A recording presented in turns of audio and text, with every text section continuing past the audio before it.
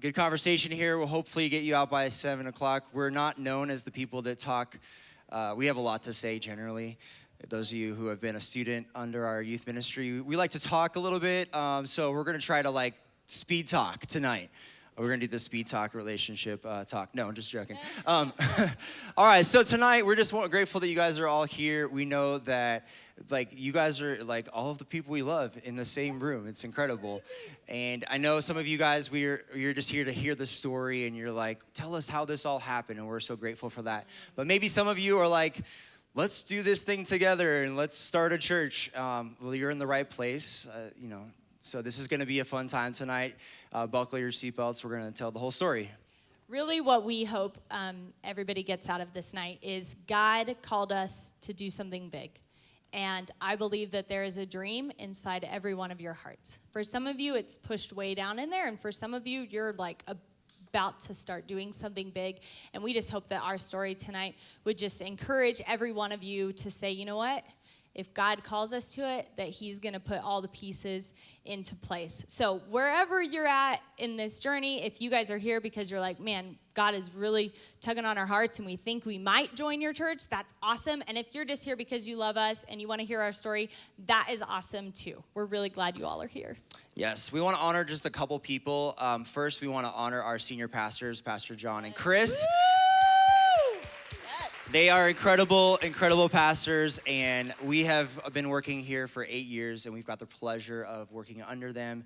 And, we'll tell the whole story, but actually this whole idea of starting a church was Pastor John, pushing us to do this. And so you can blame him. But apparently we've, planted a few churches in the past, couple of years. I think we've 6 churches that Jubilee has planted, and Pastor John's mission and goal to explode the area with churches. We're just happy to be a part of that, and we're so grateful for that. And obviously this is Pastor John and Chris's church. And even when we were telling the people that are training us to plant a church, we're telling them yeah, we're going to do the meeting at our current church. And they're like, what? Doesn't that seem like a conflict of interest? Pastor John is amazing like that. And that's why he's allowed us to have this meeting here. And we're just so grateful and we're honored. And they're going to continue to be our pastors throughout this process. And so I want to say that about them. And I also wanted to give a shout out to 2 very special people in the room. And that are my parents, Judy and Barry Brandberg. They're over here on this table. Deep down, my whole family is over in this table, so if you want to hang out with world changers, go over here. These guys have championed us, and I definitely wouldn't be a pastor if it wasn't for them. I was actually a part of their church plant for 18 years, and setting up, tearing down, doing anything and everything in the church. And I basically started becoming a pastor when I was in high school because they gently pushed me into that. So I am so grateful for them, and I just want to honor them tonight. So would you give them a round of applause for my parents? So we just know that everything that's been in our heart, that just like this stage, we are on Pastor John's stage. And that there are many of you that you have a dream that in some ways is going to come to pass because of someone else in your life who spoke into you, who mentored you, who discipled you. And so get ready, because I really believe God is about to do something in every one of our hearts and just challenge us to go big or go home, right? And the last thing we did want to say is if you would like to hear Pastor John's kind of blessing over us, if you weren't at church a couple weekends ago, you can just go to our website and scroll down. It's right there, onelifechurch.co, and you can just see that this is not something we're doing on our own. This was not something that's oh man, we just want to get out of Jubilee. We cried for months thinking about leaving this church because we love it so much. We're doing this because God told us to, and because we know this is what God is asking us to do. But we just want you guys to know that this whole thing is under the authority of our senior pastor, of Pastor John, who wants to continue to be our overseer, to be our authority at our new church. So we just want you guys all to know, because you love Jubilee. Most of you are from Jubilee, and we just want you to know you come from the most incredible church I have ever been a part of in my life. Yeah. All right. So we're going to tell just a little bit of the story of why we're here. It all started about a year ago. right before like Shine Church was announced down in Castle Rock, Pastor John pulled us into his office and said, everything's about to change, but hold tight because I have plans for you. And we were like, so what is that? And he didn't tell us. It was like we were in suspense for like months, figuring out like what is it that like this plan that he has for us. And up to that point, we thought we might be campus pastors, and obviously things at Jubilee have shifted away from campuses. And we were like, what is going on? Sometimes like before God gives you like the new thing in your life, God has to like close a door to something that you thought was the right door. And that's what happened to us. And so then in January, Pastor Jake and Kim Wood came and talked to us, and John and Chris, and they were like, hey, I think you guys can, plant a church one day. Oh, and before that, like back in like the fall, Pastor John came and talked at our marriage group. We've had a marriage group here, and he started telling everybody we're gonna plant a church. And we're like, God hasn't said that to us. We were like so surprised. We're like in the back, like what did he just say? And everybody's like, yeah, good luck with that. I'm like, good luck with what? So it was kind of cool, like that obviously, like the seeds were being planted in that season. And I think sometimes God works like a giant chess game, right? Where he's like moving pieces before like the big move is coming. And he was like moving pieces around last year. We didn't know it, but then in January, he came out and said it, and we decided, hey, we love being youth pastors, but we know there's a calling in our hearts to disciple families and to help families experience Christ. And so we decided to move forward and said yes. We didn't know what that meant, and we thought maybe we would like take over some church, and we thought that sounded really fun because like we wouldn't have to do any of the hard work of, starting it. And then God like closed doors, and he closed our heart off to that option. And it was like very clear in June, like you're supposed to plant a church. Obviously I'm skipping details. So in June, we got away, just the two of us. Some of you in this room watched our kids, thank you. And we prayed and fasted, and we just said, okay, God, like, we really feel like deep in our hearts that you are saying that this is what it's supposed to be, that we're supposed to plant a church. And we knew that up until that point, we'd kind of been comfortable. Anybody ever been comfortable? Yeah. And we were very comfortable here at Jubilee. It was a safe place. It was an amazing place. And we told the teenagers in January that they needed to dream big. And then we would come home after preaching to them and say, we're not dreaming big. Yeah, God gave me this story of like Joshua and Caleb, and is like, take the land. Yeah. And I was like, Joanna, I don't like, we're supposed to take the land. Like, what is that? Like, it's going to be hard. And I started getting convicted about it. And then I started reading about how the early church would send people out. Like, they would raise people up and send them out. And I was like, are we supposed to leave?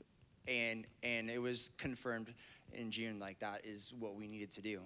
So we started by praying just for us individually. Like before we even talk about the church, God, we just want to make sure that everything is good with us, that our hearts are in a good place.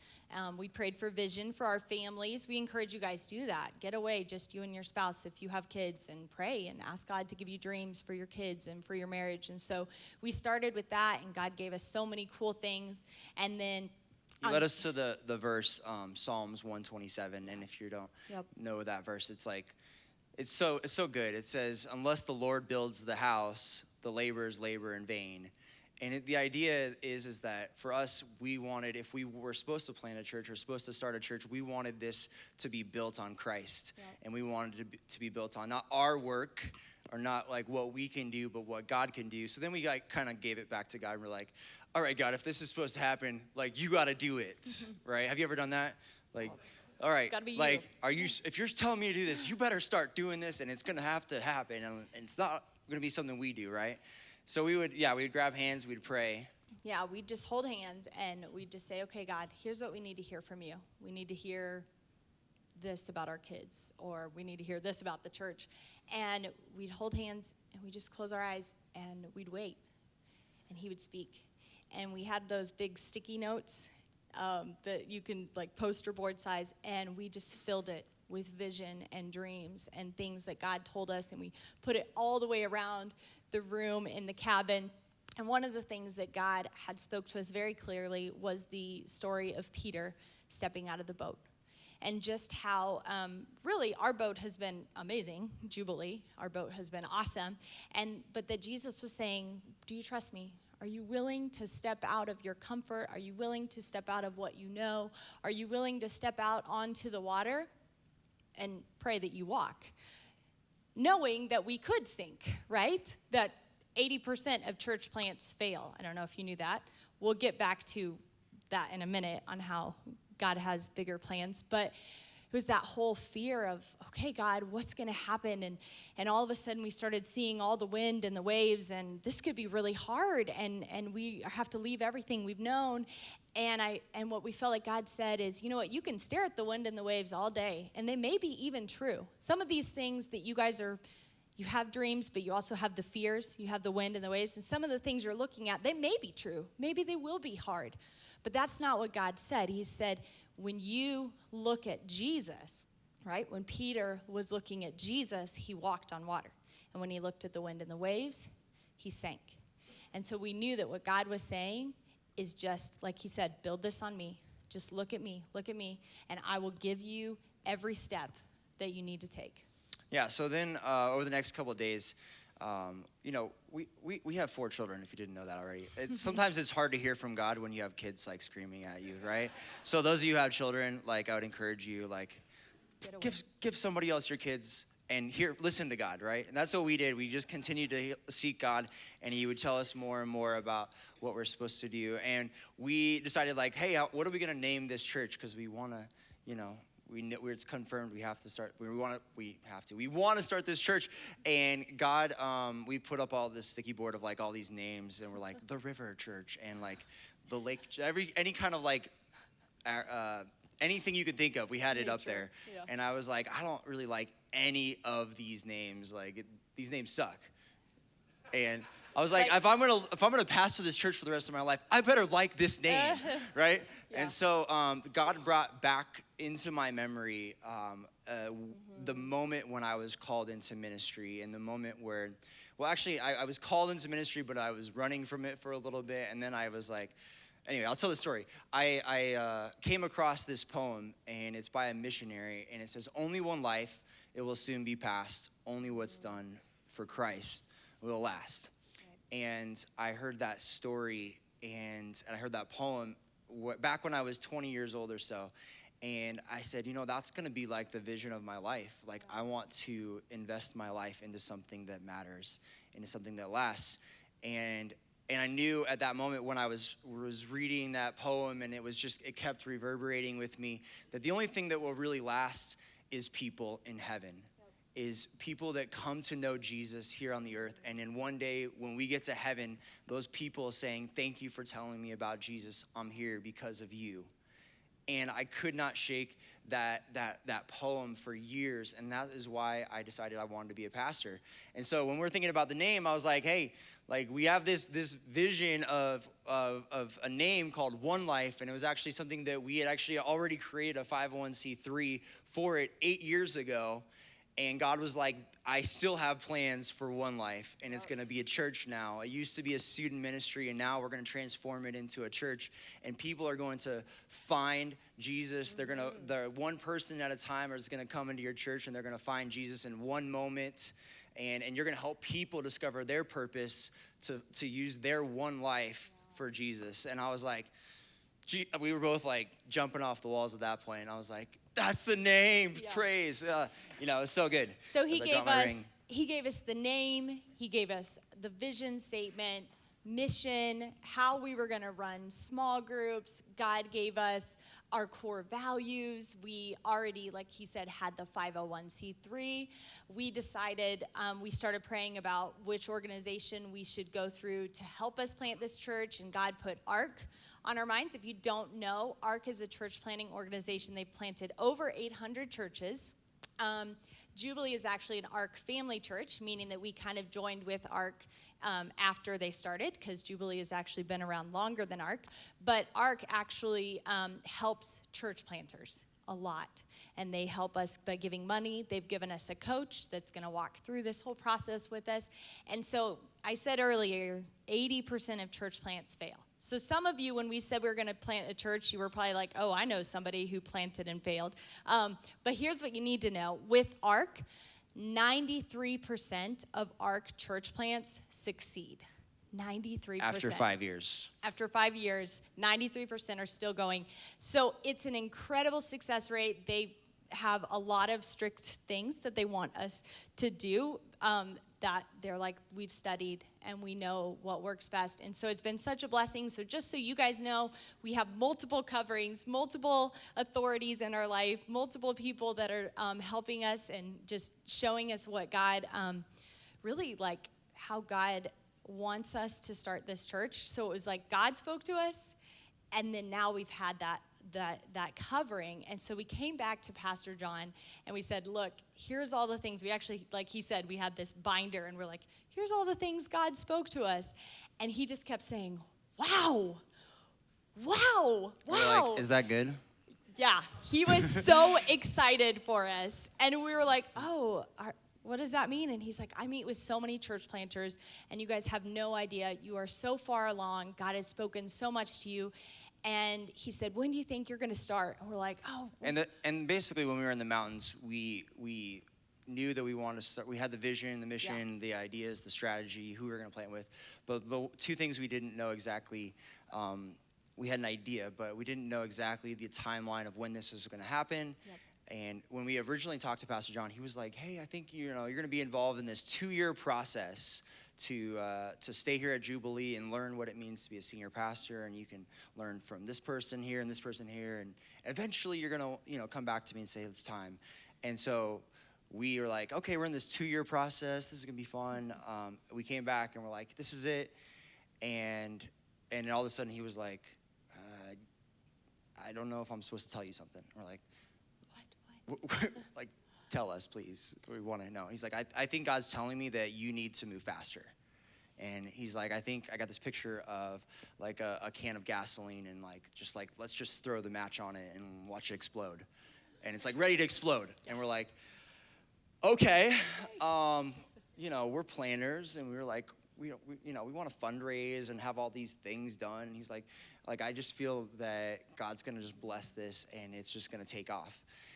And he's like, I don't want to force you out. I'm not trying to tell you, like, get off my payroll or something like that. But he said, hey, I want to, leave it in your court, and I want you to pray about it. Mm-hmm. And the other thing we didn't know was the location of it. And we said, is there anywhere that you don't want us to go? What do you want us to do? We don't know where we're supposed to go yet. And he said, you know what, John, I think you need to just, start driving. And you need to start looking and just tugging at, feeling where your heart is, and feeling what God is doing in your heart when you drive around. And so that's what we did. We spent the weekend. Something that God had spoken to me, I had closed my eyes when we said, God, where? And I saw him put my hand on the east side. So we had drawn a circle around Denver, and we knew we wanted to be in the Denver area. And I felt God being like, that's where you're headed. So with Pastor John's advice, we did. We started driving, and it was one of those God things where you just know. We were driving in Aurora, and we just knew. We were just like, the Holy Spirit is just saying, this is it. This is the spot. This is where you're supposed to be. We didn't know anything about the area. We do now, but it was just a God thing. And so if you didn't know, we are already, one of the miracles, we are moving in 5 days. We have this amazing house that God just dropped in our laps. I mean, obviously, we are still paying for it. It's not free, but it is way less than it should have been. There's tons of parking because we know we're probably going to have a lot of events at our house. It's a corner lot, so tons of parking. It has this big open space, so I'm picturing all the small groups and Bible studies and meetings and worship nights and all the things we're going to be able to have in our new house. And so that was one of the miracles that just happened really fast, just like Pastor John said. You put the match in, and so that was one of them. And another thing is that we had this person that we have mentored and discipled for years. And we had always been like, oh, we love doing ministry with her. We trust her completely. She loves Jesus, and she loves people, all ages. She loves people. And so we felt like something that God put in our hearts was, you just need to approach her. You just need to ask Danny, and you need to see if she would be willing to come with you. Now, here's why this is a big deal. She's been on staff at a very big church with multiple campuses. She's done babies all the way up to teenagers. She's done their small groups. She preaches on the weekend. I mean, she has her master's of divinity. She has her MDiv. She's a big deal. And we asked her, and she can tell you the rest. But we wanted, especially those of you that have kids, we wanted you to meet her to know that your kids, your babies are going to be taken care of. So this is Danny Franson. Woohoo! Danny! All right. So, yeah. Hi, I'm Danny, if you haven't met me. And, yeah, thank you so much for that introduction. It was very kind. So if you don't know, I grew up at Jubilee. This is actually where I grew up and have been coming since I was like 5 years old. So this is the church that I fell in love with God here when I was a little girl, which is why I love kids ministry. And then when I was a teenager, this youth group was like my second home, right? It was where my community was. And it was at this church that I felt a sense of I didn't want to live my life just for me. I wanted my life to be about a greater calling, a greater purpose than just me. And as I was navigating what that would look like, John and Joanna were my youth pastors. And they started giving me opportunities to do way more than I should have been allowed to do. I was leading small groups and helping run outreach events, and I preached my first sermon under them. And every summer that I came home from college, they were let me lead a discipleship program for the middle schoolers and go on a missions trip for the middle schoolers, and just gave me so many opportunities in ministry. So I felt this call toward ministry that they helped really call out. They were some of the first people who called that out in me. And so as a scared little 18-year-old, I went to Palm Beach Atlantic in Florida. And I studied ministry, and I got my master's in divinity, and started working at a really incredible church. As they said, it was a church that just really had a heart for reaching the lost. And so I had a lot of amazing opportunities at that church. I became their preteen and middle school pastor. So I was in charge specifically of helping those older elementaries kids transition into the youth ministry. And it was a dream job for me in a lot of ways. I learned so much. I grew so much. I was working full time before I even graduated in ministry, which I never thought could be possible. But the whole time, I felt a leading back to Colorado. I felt this sense of but my home state. But I need to be there. And I didn't even know why. And this whole time, John and Joanna were still my pastors. And any time that I was frustrated or confused, I would call them up and they'd pray for me. And anytime something exciting happened, I would tell them about it and they'd be there to support me. And so a few months ago, I was really feeling drawn back to Colorado, and I was like, what does that even look like? And I'm trying to maybe apply for jobs, but I don't know. Really, nothing feels right. Nothing's coming through. And then they told me about OneLife. And they told me about how God had moved up the timeline. And I had not felt that much joy and excitement in so long. I knew the Holy Spirit was all over it. And so stepped out of the boat, literally stepped away from the ocean and moved back here. So I'm going to be the kids pastor at OneLife. Yes. So, yep, that is my God story, but yeah. Yeah, and when we were thinking about, Danny, you're amazing. We're so grateful for you. Thanks for jumping in with us. When we were thinking about our church, we were like, we have 4 children.